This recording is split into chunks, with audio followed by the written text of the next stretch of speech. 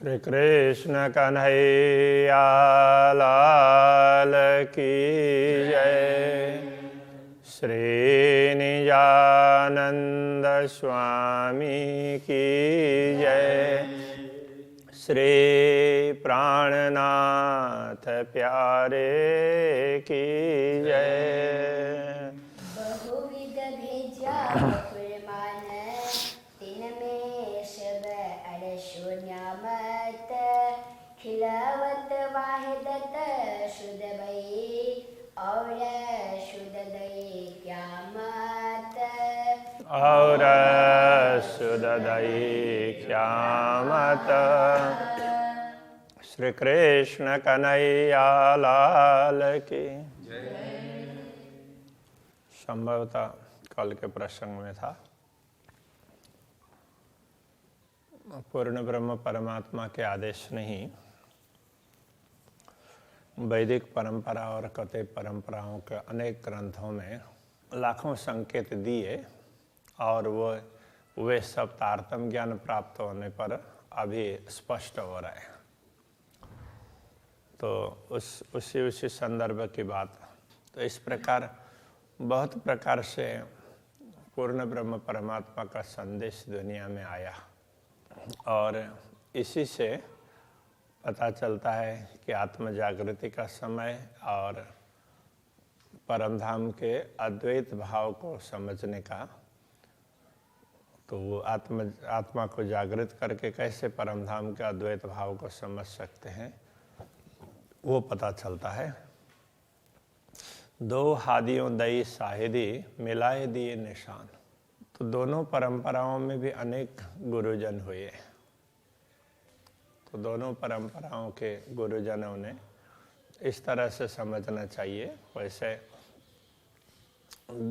मात्र दो की गिनती करते हैं तो यहाँ दो हादियों में इस प्रकार भी कहा जाता है कि एक और रसूल मोहम्मद ने समझाया और दूसरी ओर सतगुरु श्री देवचंद्र जी महाराज ने समझाया। किंतु इतने मात्र से हुक्म में वेद कतेब में लाखों लिखे निशान, तो ये बात स्पष्ट नहीं हो पाती है।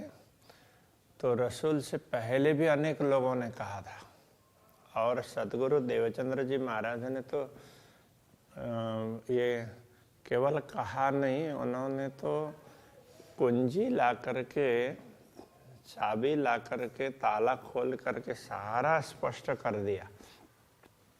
जो कते परंपरा में बातें कही जा रही थी, वैदिक परंपरा में बातें कही जा रही थी, उन बातों को लेकर के दोनों समुदायों में भी स्पष्टता नहीं थी। साथ साथ में परस्पर में संघर्ष भी ज्यादा था। तो वो स्पष्टता करना बहुत आवश्यक था। तो सतगुरु श्री देवचंद्र जी महाराज ने ये स्पष्टता कर दी है। इसलिए यहाँ पर दोनों परंपराओं के ये समझना ज्यादा उचित रहेगा। दो हादियों दई साहेदी साक्षियां दी मिलाए दिए निशान, और सारे निशान सब स्पष्ट कर दिए, सारे संकेत इतना सब समझा दिया तारतम्य ज्ञान के माध्यम से। तो भी लज्जत न पाई रूहों ने। तो ब्रह्मात्माओं के लिए कह रहे इतना होने पर भी तुम्हें उनका जिस प्रकार से स्वाद लेना चाहिए था तो वो तुम ले नहीं रहे हो। हाय हाय जो इति भई पहचान, इतनी पहचान होने के बाद में तो तुम्हें तो अक्षरातीत धामधनी के सानिध्य का स्वाद तुरंत लेना चाहिए। हौज जोए की साहेदी, ताल की, यमुना जी की, उसकी भी साक्षी दी। और जिमी बाग जानवर, और जिमी बाग जानवर, तो वहाँ परमधाम की भूमि, बगीचे, पशु पक्षी वगैरह दई जुदी जुदी दो साहेदी। तो दोनों परंपराओं में अलग अलग तरीके से उनकी साक्षी समझाई गई है। और सतगुरु श्री देवचंद्र जी महाराज ने ये सारी बातें स्पष्ट कर दी। और आज दोनों परंपराओं की बातें तुलनात्मक रूप से भी समझाई जा रही है। तो भी दिल गला नहीं पत्थर, तुम्हारा दिल पत्थर की भांति बन करके ऐसा कठोर रहा कि अभी तक पिघला नहीं।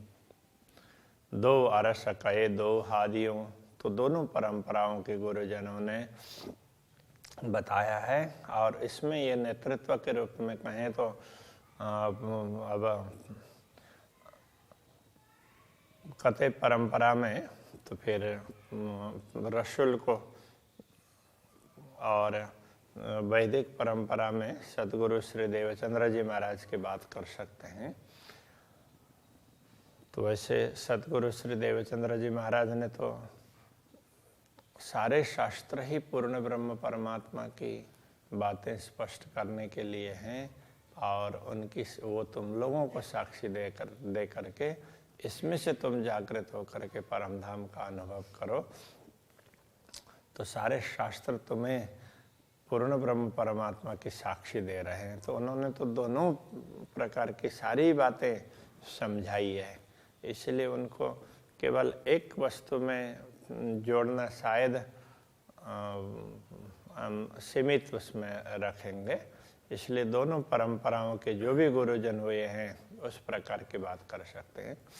कई अरसों की मोहलाता उन्होंने धाम की, परम धाम की महल मंदिर उन सब की चर्चा भी की है। कई अमरद और किशोर, कथे परंपरा में अमरद सूरत ऐसा कहा गया, और वैदिक परंपरा में किशोर स्वरूप, चिदादित्यम किशोरांगम, अभी तो बहुत पहले का श्लोक है। तो ऐसे किशोर स्वरूप की, युवा स्वरूप की, किशोर स्वरूप की बातें वेदों में भी युवा स्वरूप की बात आती है। तो इन सारी बातों को स्पष्टता की है। इस अरस सूरत का जाता, ये परमधाम के स्वरूप है और अखंड स्वरूप है। तो ऐसे अक्षरातीत धामधनी ने तो क्या किया, भेजिया बेशक दारू हयाती। तो वो हयात होने का मतलब सदैव जीवित होने का अनुभव करने वाले दवा भिजवाई ज्ञान की, तारतम ज्ञान की।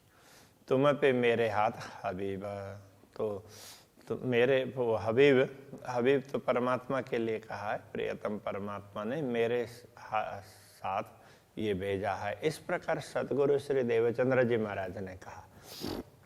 देखो, कथे परंपरा में अमृत सूरत की बात कही जाती है, और वैदिक परंपरा में किशोर स्वरूप की बात कही जाती है। हे ब्रह्मात्माओं, तो तुम अखंड परमधाम के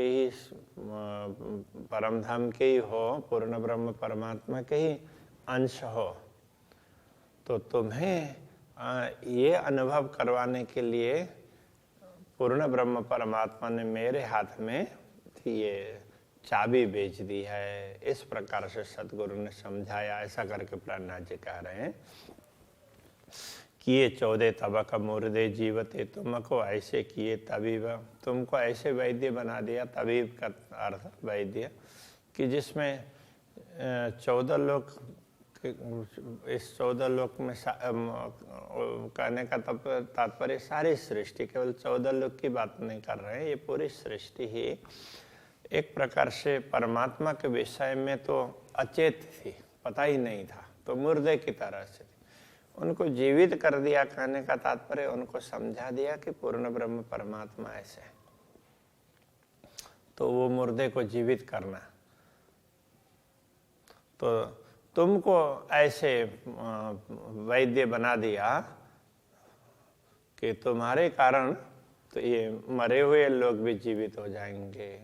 तो मुर्दे का जीवित होना कोई उसकी उस प्रकार की बात नहीं है। अचेत पड़े हुए ब्रह्म विषय में, परमात्मा के विषय में बिल्कुल भी ख्याल नहीं हो, ऐसे लोगों को पूर्ण ब्रह्म परमात्मा का स्वरूप समझा करके, उनकी लीलाएं, उन धाम सब समझा करके उनको सचेत कर दिया। इसको ही मुर्दे को जीवित करना कहा। न थी हिम्मत आप उठे कि सो तुम उठाए 14 तबक। इस दुनिया के लोगों को स्वयं ही जागृत होकर के पूर्ण ब्रह्म परमात्मा का अनुभव करने की हिम्मत नहीं थी, उनको पता ही नहीं था।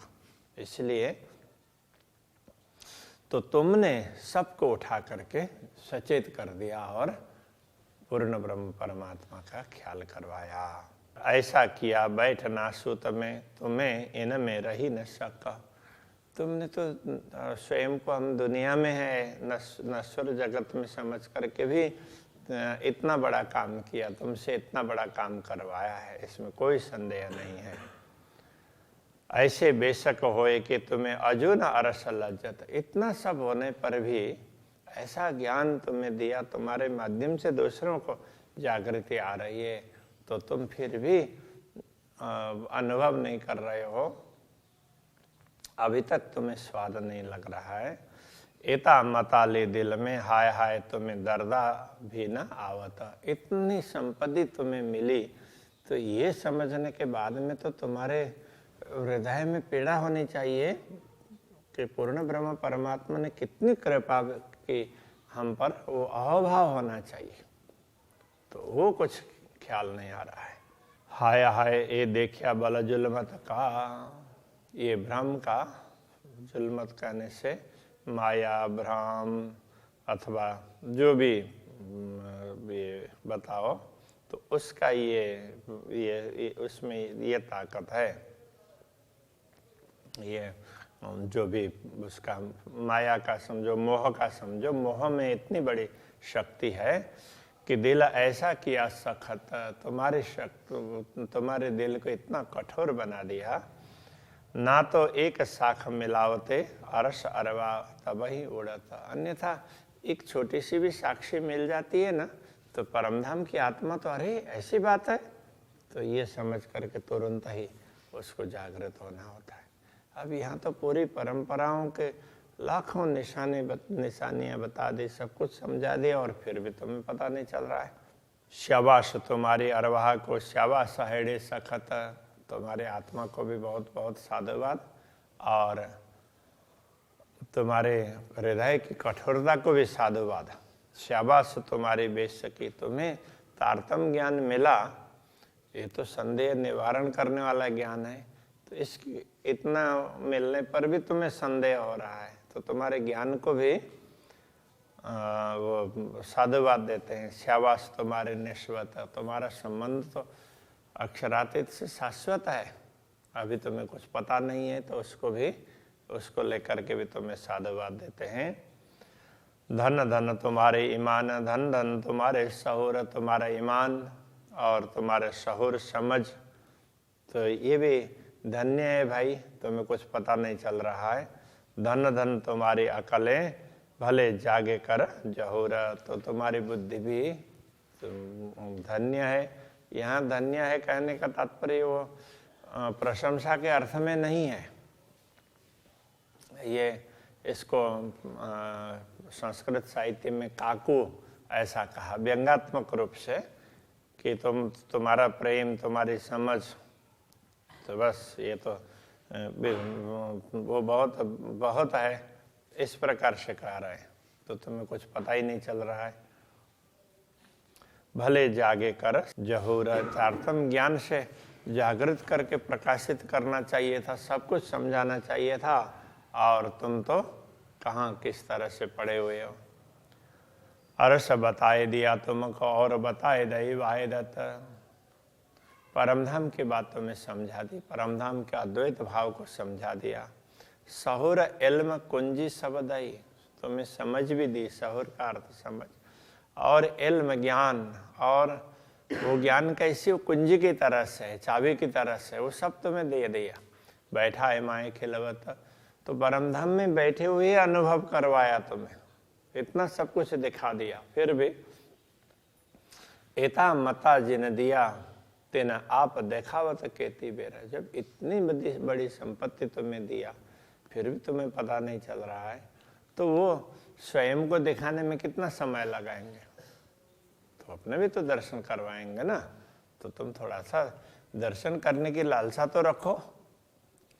पर तुम्हें राखत दो के दरमियान, न तो क्यों रहे मोह अंधेरा, तो तुम्हें तो दोनों के बीच में रखा, तो बिल्कुल मोह में कंप्लीटली मोहग्रस्त भी नहीं किया, थोड़ा ख्याल करवाया, और कंप्लीटली जागृत भी नहीं किया। तो इस तरह से तुम दोनों के बीच में रह करके कभी तो थोड़ा सा जागृत हो रहे हैं, ऐसा लगता है, और कभी फिर माया मोह में सोए हुए हैं। तो ऐसे थोड़े से जागृत, थोड़े से तो सोए हुए, इस तरह की परिस्थिति में ला करके तुम्हें तुम्हारी अपनी क्षमता दिखाई है। ना तो क्यों रहे मोह अंधेरा, यदि तुम जागृत हो जाओ तो ये मोह अंधेरा क्यों रहेगा, अन्यथा ये तो मिट ही जाएगा ना। तो तुम्हें दोनों के बीच में लटका रखा है।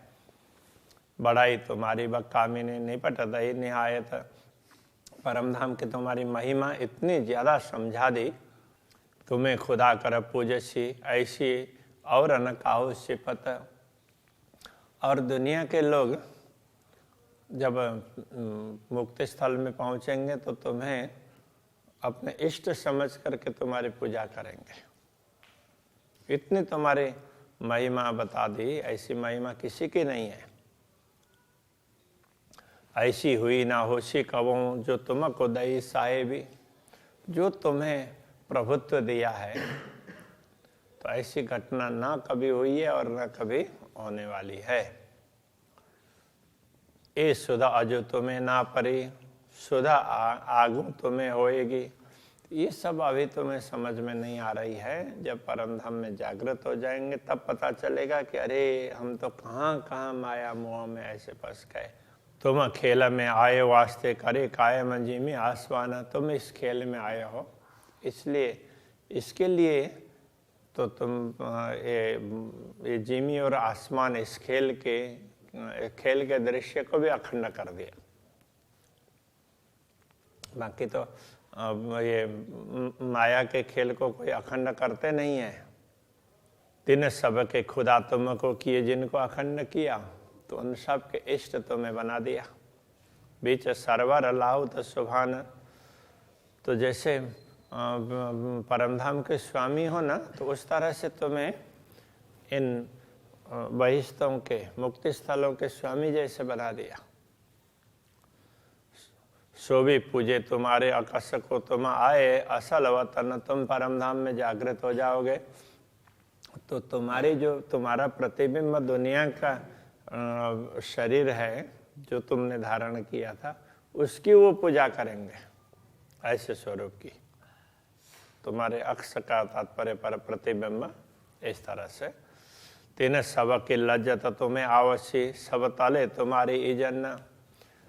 तो जब परमधाम में जागृत हो जाओगे तब तुम्हें इन सब का स्वाद मिलेगा। एक तरफ ये दृश्य देखोगे कि सारे के सारे जीव है दुनिया के, तो वो तुम्हें इतना महत्व दे रहे हैं। दूसरे तरफ तुम ये भी देखोगे कि तुम किस तरह से भोले थे, कुछ भी मत पता नहीं था। तो ये सारा दृश्य तुम्हें जागृत होने पर दिखाई देगा। तो ये बता रहे हैं सब तले तुम्हारे इजन, ये सारे के सारे तो तुम्हारी आज्ञा के अधीन होंगे, ये भी पता चल जाएगा तुमको।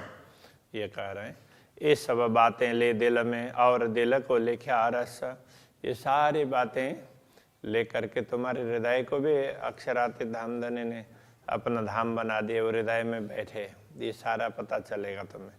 विस्त करी तुम कायम ओशिता में, बड़ा तुम्हें जैसा तुम मुक्ति स्थलों को अखंड करोगे तो उसमें तुम्हारी कीर्ति बहुत फैलेगी। तुम दई विस्त बका ब्रह्मांड को तीन में जरा न सका, तुमने पूरे ब्रह्मांड को मुक्ति का सुख दिलाया, तो उसमें कोई संदेह नहीं है कि ये नाबूद से आप से तो भी गुण जरा न देखा हक। तो इस नश्वरता से तो तुम्हें अखंडता का बोध करवाया, तो फिर भी तुम्हें उस समय अक्षरातीत धामधनी के गुण ख्याल नहीं आए। सो तुम्हें याद आवश्य ओ तुम्हें करशी याद, तो अब ये कहते हैं सो तुम्हें याद आवश्य, ये सारी घटनाएं तुम्हें याद आएंगी और वो तुम्हें करशी याद। और ये जो दुनिया की सृष्टि है अखंड होगी तो तुम्हें याद करेंगी। तुम्हें पूजे जिमी बक्कामी ने, तो उस अखंड भूमिका में तो तुम्हें भी तुम्हारी भी पूजा करेंगे। अजो इनका केता लियोगे स्वाद, तो अभी तो इसका ये दुनिया का स्वाद कितना लेना है। और श्री कृष्ण कन्हैया लाल की। अजू इनका केता योगी स्वाद, अजो इनका केता योगी स्वाद, शो तुम्हें याद आवशी, सो तुम्हें याद आवशी, ओ तुम्हें करशी याद, ओ तुम्हें करशी याद, हे पूज्य जिमी बकामिने, तुम्हें पूजे जिमी बकामिने, अजो इनका केता योगी स्वाद, अजो इनका केता लोगे स्वाद, अजो इनका केता योगी स्वाद, अजो इनका केता लोगे स्वाद। कृष्ण